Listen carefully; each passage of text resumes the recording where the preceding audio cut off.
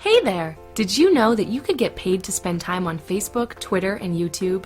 As you know, businesses of all sizes are getting a presence on social media sites right now. Think of how many business profiles you've seen on Facebook and Twitter for all types of businesses, right from the big giants like McDonald's and Coca-Cola down to your local hardware store.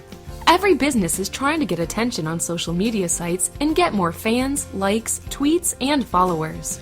All of this takes time, knowledge, and persistence, which many business owners are short on because they're busy with the day-to-day running of their businesses. So they're outsourcing all of this work on the social media sites such as Facebook and Twitter to other people.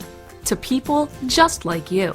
They're paying people just like you as much as $25 to $35 per hour to do simple tasks such as posting Facebook status updates, uploading videos to YouTube, tweeting special offers and promotions, commenting and liking YouTube videos, and many more easy social media jobs. You don't need any previous experience, just a knowledge of how to use social media sites such as Facebook, Twitter, and YouTube, and a few spare hours each week.